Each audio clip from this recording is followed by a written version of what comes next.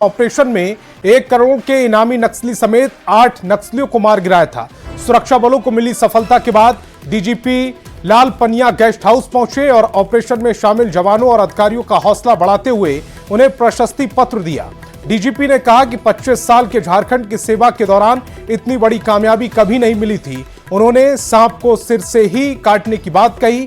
उन्होंने बरसात से पहले झारखंड को नक्सल मुक्त करने का संकल्प भी दोहराया। साथ ही नक्सलियों को जल्द रास्ते पर रास्ता बदलकर मुख्यधारा में लौटने की भी अपील की।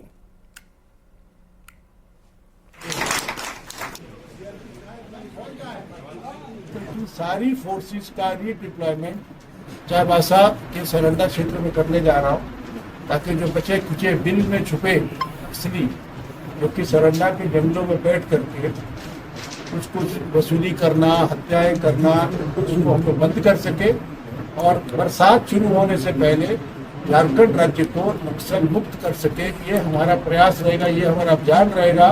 दिन रात हम मुझे मेहनत करते हैं अपने स्किल को, अपने टैलेंट को उसको करने के लिए, और उसी का ये नतीजा है कि लड़के हमारे मानसिक रूप से और फिजिकल रूप से फिट होकर के, और जितना भी टफ टेरेन था जो लोगों पहाड़ का जो टफ मिला है उसको हमने जो है नेविगेट किया, और सुबह में जा करके हम लोग जो है वहाँ पर स्ट्राइक किए। उनके साथ में जो है हमारा एनकाउंटर हुआ नक्सल के साथ में, उसके बाद से फिर हमें सफलता मिली। और जमशेदपुर में करनी सेना के प्रदेश अध्यक्ष की हत्या मामले से जुड़ी बड़ी खबर।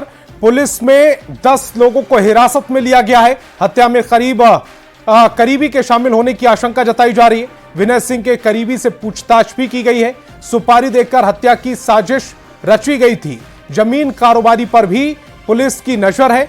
जल्द पुलिस हत्या का खुलासा करेगी। एसपी के नेतृत्व में यह कार्रवाई हो रही है।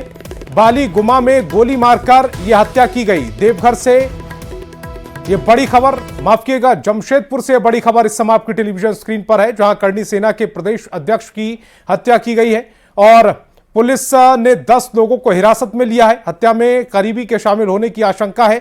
विनय सिंह के कई करीबियों से पूछताछ हो रही है।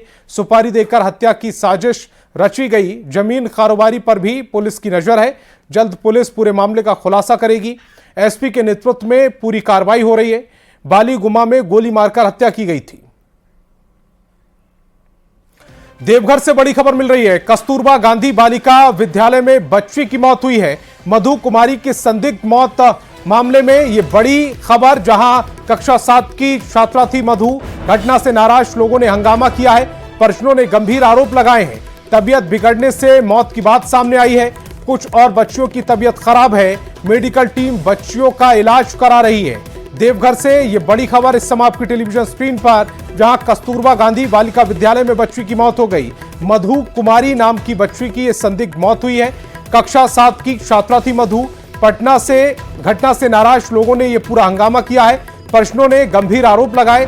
तबीयत बिगड़ने से मौत की बात सामने आई है। कुछ और बच्चियों की भी तबीयत खराब है। मेडिकल टीम बच्चियों का इलाज करा रही है। पूरे मामले में पुलिस जुटी हुई है। देवीपुर थाना क्षेत्र का यह पूरा मामला बताया जा रहा है।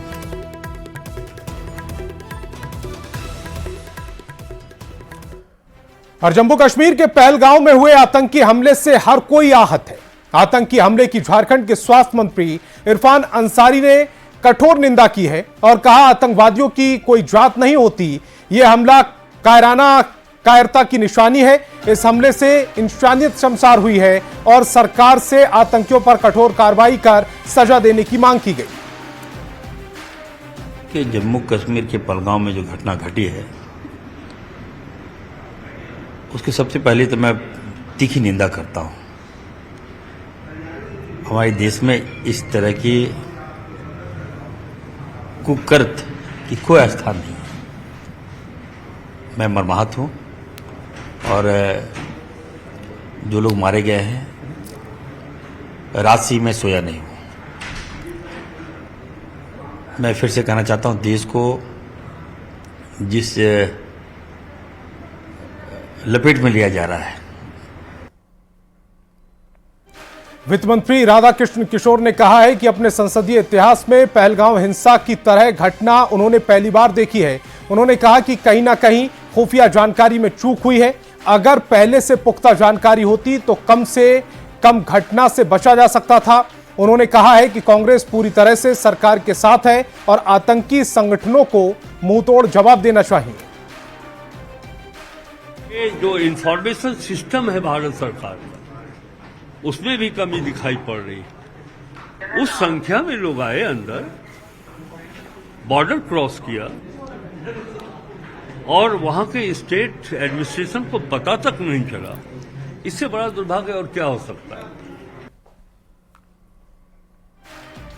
गिरिडीह में 30 लाख की लागत से बन रहा आयुष्मान आरोग्य मंदिर उद्घाटन से पहले जर्जर हो गया है। टाइल्स दीवारों से टूट टूट कर गिर रही हैं। कुछ ही दिन बाद इस स्वास्थ्य केंद्र का उद्घाटन होने वाला था, लेकिन निर्माण कार्य में गुणवत्ता की कमी की वजह से आयुष्मान आरोग्य मंदिर जर्जर हो चुका है। स्थानीय लोगों ने संबंधित विभाग के अधिकारी पर ध्यान नहीं देने का आरोप लगाते हुए नाराजगी जाहिर की है। खबर पर ज्यादा जानकारी दे रहे हैं संवाददाता एजाज अहमद। गिरिडीह जिले के हवाई अड्डा के बगल में स्थित बोड़ो के पास एक आरोग्य मंदिर बना हुआ है जो भ्रष्टाचार का शिकार बन गया है।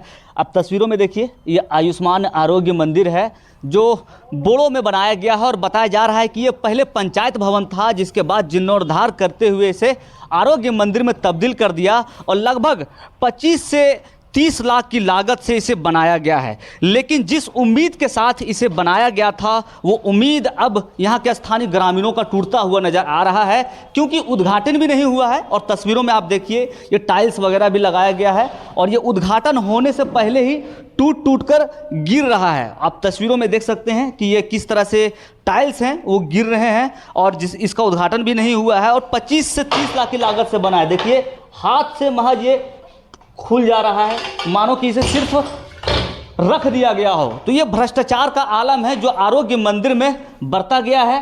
बनने से पहले टूट रहा, अब ये क्या करोगे? ठेकेदार लोग को पे जेब तो भर रहा है ना, हमारे पैसा टैक्स में जा रहा है, टैक्स का पैसा से ये सब बन रहा है कि ताकि गरीब को भलाई हो और गरीब यहाँ पे इलाज करा सके, इसलिए ये खुला गया। क्योंकि रईस आदमी यहाँ इलाज नहीं कराएंगे, गरीब ही कराएंगे। लेकिन गरीब पता चलेगा कि हम इलाज कराने, अपनी माँ को पता चला मैं भी बेड पे लेटा हूँ, क्योंकि ऐसा बना के रखा है। टाइल्स गिर रहा है, दरवाजा गिर रहा है, जो छुओगे गिरेगा ही। कहना चाहेंगे यहाँ पे जो भ्रष्टाचार हुआ कुछ है? नहीं, बस हम लोग भी चाह रहे थे कि अच्छा है कि सामने कोई अस्पताल खुल रहा है ताकि किसी को कोई दिक्कत ना होगा जाने में। लेकिन खुलने से पहले देखा जा रहा है तो सारा तो फिर से टूट के उसी तरह हो रहा है जिस तरह पहले पंचायत भवन था। क्या कुछ मांग करना चाहेंगे आप? हाँ, जल्द से जल्द ओपन हो जाए और अच्छा से इसका मरम्मत हो जाए।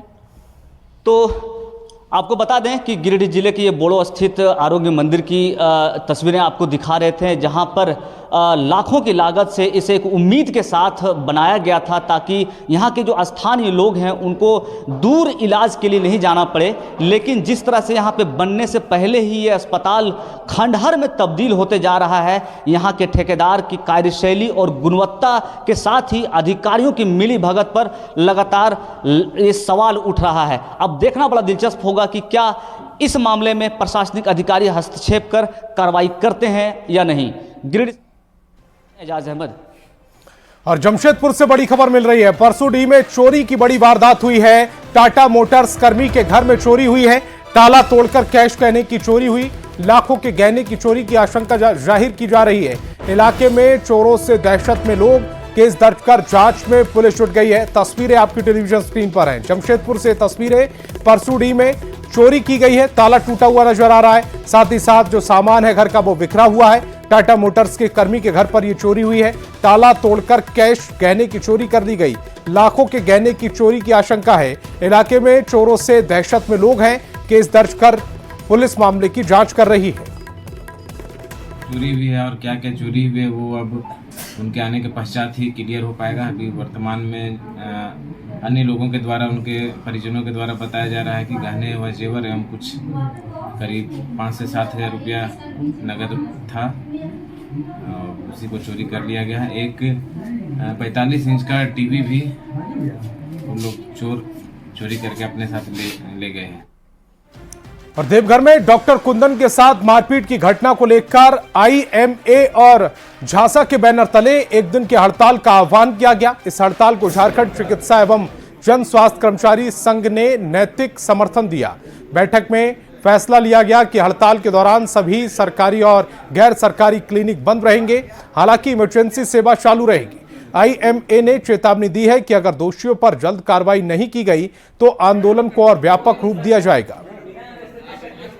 ये देख रहे हैं कि बार बार डॉक्टरों के साथ ऐसा दुर्व्यवहार हो रहा है, तो प्रशासन है ये नज़र नहीं आ रहा है। सभी प्रबुद्ध वर्ग इस आंदोलन में हमारे साथ आएं और आवाज़ उठाएं कि शहर में या समाज में एक बार फिर कानून व्यवस्था लागू हो।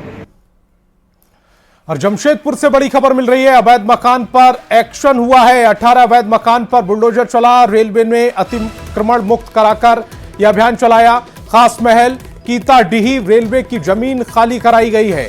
तो बड़ी खबर जमशेदपुर से, जहां अवैध मकान पर एक्शन हुआ। 18 अवैध मकान पर बुलडोजर चला। तस्वीरें भी इस समय आपकी टेलीविजन स्क्रीन पर हैं। रेलवे ने अतिक्रमण मुक्त कराया। खास महल कीताडीही रेलवे की जमीन को यह खाली कराया गया है। क्वार्टर्स का कंस्ट्रक्शन होना है, इसलिए ये एनक्रोचमेंट लगाएगा। कितने टूट रहे हैं सर? 4 यूनिट बने हैं, 18 यूनिट टूट रहे हैं। तो कितने दिनों से कब्जा था ये सब? तो काफ़ी समय से कब्जा था, समयावधि नहीं बताई। कितने मकान तोड़े जा रहे हैं? 18 मकान। और रिम्स निदेशक को हटाने के मामले में अब सियासत जोर पकड़ती जा रही है। बीजेपी के प्रदेश प्रवक्ता प्रतुल सहदेव ने पूछा कि स्वास्थ्य मंत्री बताएं कि क्या 14 करोड़ के पेमेंट के उनके दबाव को नहीं मानने के कारण रिम्स निदेशक को हटाया गया। प्रतुल सहदेव ने कहा है कि रिम्स की जीबी की बैठक में अनाधिकृत व्यक्तियों को प्रवेश की किसने अनुमति दी। उन्होंने पूरे प्रकरण की सीबीआई जांच की मांग की है। जो निजी एजेंसी पीपीपी मोड पे झारखंड के रिम्स में कार्यरत थी, उसका 14 करोड़ रुपए का तथाकथित जो है बकाया था और उसको अनुचित भुगतान करने के लिए हेल्थ मिनिस्टर दबाव बना रहे थे, जिसे निदेशक ने मानने से इनकार किया, क्योंकि एजी ने भी इस पर गंभीर टिप्पणियां की थी इन दोनों एजेंसीज के फंक्शनिंग पे और कई केसेस का उदाहरण देकर इन पूरे दोनों कंपनियों के कार्य को संदिग्ध बताया था। ये भी बातें सामने आ रही है कि रिम्स से होमगार्ड के जवानों को अब हटाकर निजी सुरक्षा एजेंसी, जिसके कांग्रेस के नेताओं के साथ मधुर संबंध है, उनको ये पूरा काम दिया जाएगा। तो हम मांग करते हैं कि सरकार अविलंब सीबीआई जांच की अनुशंसा करे। रांची में बीजेपी के नए वक्फ कानून को लेकर कार्यशाला आयोजित की गई, जिसमें बीजेपी के राष्ट्रीय महामंत्री दुष्यंत गौतम शामिल हुए। इस दौरान उन्होंने कहा कि वक्फ को लेकर भ्रम पैदा किया जा रहा है, जिसे दूर करने की जरूरत है। आपको बता दें कि वक्फ कानून को लेकर जन जागरण अभियान चलाएगी, जिसमें कानून में हुए बदलाव की जानकारी दी जाएगी। वक्फ की प्रॉपर्टी में कोई हिंदू नहीं होगा, वक्फ के मदरसों में मस्जिद में कोई हिंदू नहीं होगा। जहाँ तक व्यवस्था का सवाल है, व्यवस्था भारत सरकार है और भारत सरकार के अंतर्गत आने वाली जो भी संस्थाएं हैं, प्रॉपर्टी है, संवैधानिक संस्थाएं हैं, उसको देश के विकास में कैसे अच्छा काम करें, इसलिए इसके समर्थन में आज हमने प्रदेश की वर्कशाला वर्कशॉप की है, कल जिले की होगी के अंदर, फिर जनता के बीच में जाकर उसकी अच्छा योगदान बताने का काम करेंगे। और इधर बीजेपी के जन जागरण अभियान पर कांग्रेस ने तंज कसा है। विनय सिन्हा ने कहा है कि बीजेपी सिर्फ ध्यान से भटकाने के लिए ये सारी चीजें करती है। देश की जनता उनसे पूछ रही है कि पेट्रोल डीजल का दाम क्यों नहीं घट रहा, महंगाई क्यों नहीं घट रही, रोजगार क्यों नहीं मिला। आपके बहुत सारे इश्यूज हैं जो केंद्र सरकार कर नहीं पाई, जो वादे किए थे। उनके पास कोई इशू नहीं तो वो दिग्भ्रमित करते हैं। हर 15 दिन में एक नया एजेंडा सेट होता है, एक नया एकदम परसेप्शन बनाने का प्रयास होता है और अब वक्फ बोर्ड को लेकर के आए, अभी एनआरसी की भी बात कर रहे हैं। तो कहने का सारांश है कि आप दिग्भ्रमित कर रहे हैं देश की जनता को। और रांची से सांसद और रक्षा राज्य मंत्री संजय सेठ ने कांके डैम का निरीक्षण किया और नगर निगम और सीसीएल के अधिकारियों को जल कुंभी से भरे डैम की जल्द सफाई के निर्देश दिए। साथ ही संजय सेठ ने समुचित पेयजल की सुविधा उपलब्ध कराने के भी निर्देश दिए। आपको बता दें कि रांची का कांके डैम लगभग आधे शहर को पानी उपलब्ध कराता है, लेकिन पूरा डैम जल कुंभी से भरा हुआ है और स्थिति बद से बदतर होती जा रही है। नेशनल हेराल्ड मामले में ईडी की ओर से सोनिया गांधी और राहुल गांधी को समन जारी किया गया है। दोनों नेताओं से पूछताछ कर कांग्रेस विरोध कर रही है। कांग्रेस इसे मुद्दा बनाकर देश भर में प्रवक्ताओं के जरिए जनता का समर्थन जुटाने में जुटी है। इसी कड़ी में धनबाद पहुंची कांग्रेस की राष्ट्रीय प्रवक्ता ने बीजेपी पर करारा वार किया, लेकिन जब उनसे मुर्शिदाबाद और बंगाल हिंसा पर सवाल किया गया तो कांग्रेस प्रवक्ता ने चुप्पी साध ली। पार्टी सिर्फ और सिर्फ जैसा इनके नेता कहते हैं झूठ फैलाओ, झूठ फैलाओ, झूठ फैलाओ, झूठ फैलाओ और इतने कॉन्फिडेंस के साथ झूठ फैलाओ कि देश की जनता को वो सच लगने लगे। रांची में बिरसा मुंडा एयरपोर्ट के सलाहकार समिति की बैठक हुई। केंद्रीय रक्षा राज्य मंत्री संजय सेठ ने इसकी अध्यक्षता की। इस बैठक में केंद्रीय मंत्री ने यात्रियों को किसी भी तरह की समस्या नहीं हो इसे तय करने के निर्देश एयरपोर्ट प्रबंधन को दिए। इसी के साथ पार्किंग में आ रही समस्या को दूर करने पर जोर दिया गया। गवर्नमेंट को ऊपर प्रोजेक्ट कर सकते हैं कि भाई ऐसे ऐसे इश्यूज रांची में आ रहे हैं। सबसे पहले अगर हम इसको रेज भी करते हैं तो उनका सबसे पहला ये होगा कि आप सॉल्यूशन हमें बताएं। आप जब अगर दिखाएं, अगर हमें एक रिटायरिंग रूम या रेस्ट रूम अगर हमें खोलना है तो हम कहाँ दे सकते हैं। तो हमारे पास तो ज़मीन है नहीं, तो ज़मीन के बाद इस चीज़ को हम लोग एड्रेस करेंगे। कि फ़्लाइट होनी चाहिए, अभी तक चालू नहीं हुई। मैंने कहा था कि नॉर्थ ईस्ट के लिए कोई फ़्लाइट नहीं है, तो यहाँ से रांची से बागडोगरा और बागडोगरा से गुवाहाटी फ़्लाइट होनी चाहिए। तीसरी हमारी मांग थी कि उत्तर प्रदेश जहाँ पे आज एक धार्मिक टूरिज़्म का एक गढ़ हो गया है, तो या बनारस या अयोध्या या आप प्रयागराज, इस जगह एक फ़्लाइट ज़रूर दें। राष्ट्रमंडल संसदीय संघ झारखंड शाखा की वार्षिक आम बैठक झारखंड विधानसभा में आयोजित की गई। इसमें शामिल सभी सदस्यों ने अपने विचार रखे, जिस पर विधानसभा के अध्यक्ष आगे के फैसला लेंगे। बैठक में चूटू में करीब 35 एकड़ जमीन को लेकर प्रस्ताव रखा गया, जिसमें सबकी सहमति बनी है। ये जो काम होते हैं उसके बारे में एक वृत्त रखने का काम हुआ है और अंत में ये अधिकार जो है हम लोगों ने विधानसभा अध्यक्ष जी को ही सौंपने का काम किया कि झारखंड शाखा माननीय विधानसभा अध्यक्ष जी के नेतृत्व में आगे काम करे। बहुत विषयों पर उन्होंने शेयर किया और इस तरीके से कुछ कार्यक्रम बना के देश को रिप्रेजेंट करने का और उन पहलुओं पर जो है ना अपना विचार साझा करने का उन्होंने बताया, जानकारी दिया। उस हिसाब से आगे कोई कार्यक्रम होगा तो रिप्रेजेंट करेगा झारखंड सिचुएशन। कि भाई संजय यादव जी जो मंत्री हैं उनको दिया गया था कि भाई उसको बाउंड्री वॉल कराने के लिए 5 लाख रुपया पेट बांध दिया गया। तो कहा गया कि भाई और पैसे नहीं है तो इसलिए वो ट्रेंच कम से कम कटवा दें। तो ये सारी प्रक्रिया चल रही है। रांची में झारखंड कांग्रेस ने कार्यकारिणी की बैठक की। मीटिंग में झारखंड कांग्रेस के प्रभारी के राजू, प्रदेश अध्यक्ष केशव महतो कमलेश के साथ कांग्रेस के विधायक और सीनियर लीडर शामिल हुए। इस दौरान बैठक में कई फैसले लिए गए। मीटिंग में तय हुआ कि कांग्रेस झारखंड में संविधान बचाओ रैली निकालेगी। कांग्रेस कमेटी ये संविधान अभियान कैंपेन को बहुत इफेक्टिवली पीपल तक लेने के लिए हम हर एक परमंडल में एक रैली ऑर्गेनाइज करेंगे। संविधान के बारे में, संविधान आज खतरे में है, संविधान कैसा भारतीय जनता पार्टी खत्म करने के लिए कोशिश कर रहे, ये सभी बात पब्लिक के पास में लेके जाएंगे। और हम लोगों ने ये कार्यक्रम जो AICC द्वारा निर्धारित किया गया है, ये संविधान बचाओ अभियान हम लोग पूरे राज्य स्तरीय, पूरे प्रमंडल में, प्रमंडल स्तरीय, जिला स्तरीय और विधानसभा स्तरीय और बाद में हम लोग गांव मतलब ये उसको नीचे डोर टू डोर ये कार्यक्रम को ले जाएंगे। संविधान बचाओ अभियान को पहले 4 रैलियां होगी चारों प्रमंडल, जो 23 अप्रैल तक होगा। फिर 1 से 10 तक हम सभी जिलों में करेंगे, मई से 10 मई तक वो सभी जिलों में होगा। फिर हम सभी विधानसभाओं में 10 मई के बाद जाएंगे, सभी विधानसभाओं में भी रैलियां होंगी जो 10 मई के बाद होगा। और उसके बाद फिर हम जून के बाद, मई के बाद हम एक एक गांव तक जाने का प्रयास करेंगे। और झारखंड में लैंड सर्वे पूरा करने की मांग को लेकर दाखिल जनहित याचिका पर हाईकोर्ट में सुनवाई हुई। मामले पर सुनवाई करते हुए चीफ जस्टिस की बेंच ने सर्वे कब तक पूरा होगा ये बताने के लिए 24 अप्रैल तक की समय सीमा दी है। दरअसल राज्य में 1932 में अंतिम लैंड सर्वे हुआ था।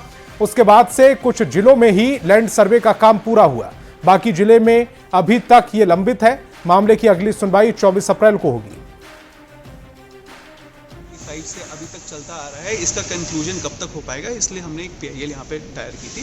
उस PIL में कई एक बार सुनवाई हुई है, जिसमें कई एक बार जवाब से मांगा गया है सरकार से। सरकार ने जवाब में ये भी बताया, बहुत सारे रिकॉर्ड दिए हैं और बताया कि किन किन जिलों में ये कंक्लूजन हो गया है, 2 जिलों में कंक्लूजन हो गया है, बाकी में पेंडेंसी है, कितनी पेंडेंसी है, कितना और होना बाकी है, ये सब जवाब कई एक बार सरकार ने दिया है। बट कोर्ट का हमेशा से एक सवाल रहा है कि आप ये कंक्लूजन कब तक कर पाएंगे, कब तक बता पाएंगे, वो जवाब नहीं मिल पाया है।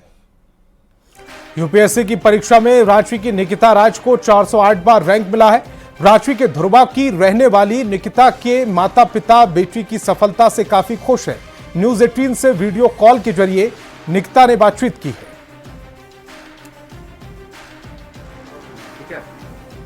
रांची के ध्रुवा की आप रहने वाली हैं, पढ़ाई या फिर कैसे भी, लेकिन सबसे पहले यह बताइए कि जब रिजल्ट निकला तो दीपिका जी के निकिता जी कहाँ थी और जो एहसास होता है रिजल्ट का, वो एहसास कैसा था? सर मैं अभी फिलहाल तो दिल्ली में ही हूँ, क्योंकि इंटरव्यू देने के बाद प्रीलिम्स, अभी अगला प्रीलिम्स जो आने वाला है उसकी तैयारी कर रही थी मैं, तो इसीलिए मैंने सोचा था कि दिल्ली में ही रुक जाऊंगी, घर नहीं आऊंगी। तो जब रिजल्ट आया तो मैं दिल्ली में थी, अपने ओल्ड राजेंद्र नगर के कमरे में थी, अकेली थी उस वक्त। बट रिजल्ट देखा तो काफी खुशी हुई और फिर तुरंत अपने माँ बाप को मैंने फोन किया, उन्होंने बताया कि इस बार मेरा UPSC क्लियर हो गया है। अच्छा, 408वां रैंक है आपका, तो ऐसी स्थिति में आपने क्या भरा था प्रायोरिटी पर, क्या प्रेफर क्या किया था आपने? सर मेरी प्रेफरेंस तो first of course Indian Administrative Service ही थी, बट क्योंकि थोड़ी अभी रैंक पीछे है तो IAS के अलावा देखती हूँ मैं, अभी जब UPSC की जॉब एलोकेशन आएगी तो पता लगेगा कि कौन सी सर्विस मिली है मुझे। ये आपके पापा यहाँ बैठे हुए, उनसे बात सबसे पहले आप गर्व से इस फोन को पकड़िए, है ना। और सर ये कहते हैं कि एक जो बातचीत सामने आती है कि खुद भी आप HEC से रहे हैं, तो यानी आपका खुद अब HEC में सर कब से हैं आप?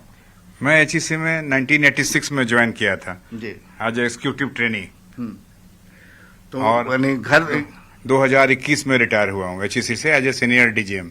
आप दोनों HEC से रिटायर किए, सीनियर DGM? मैंने भी 1986 में ज्वाइन किया और मैं सिस्टम में थी, सिस्टम डिपार्टमेंट में, और वहीं से मैंने रिटायर किया अभी 23 मई में।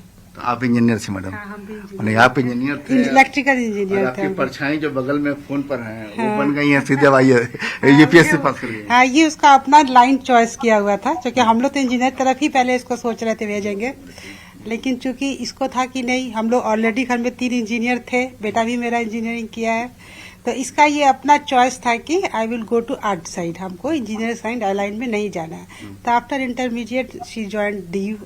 अच्छा, और देखिए सोशल मीडिया जो है एक बड़ा माध्यम भी बनता है एक दूसरे से मिलने का, और निकिता राज भी न्यूज 18 से जुड़ पाई हैं। तो ऐसे में अब जो है निकिता UPSC क्लियर कर लिया है उन्होंने, अब जाहिर है ये खुशियों का नया जो पड़ाव है अब कहाँ जाकर आगे रुकता है, ये देखने वाली बात होगी। कैमरामैन प्रभाकर के साथ संजय कुमार सिन्हा, न्यूज 18 रांची। तो इस बुलेटिन में फिलहाल इतना ही। आप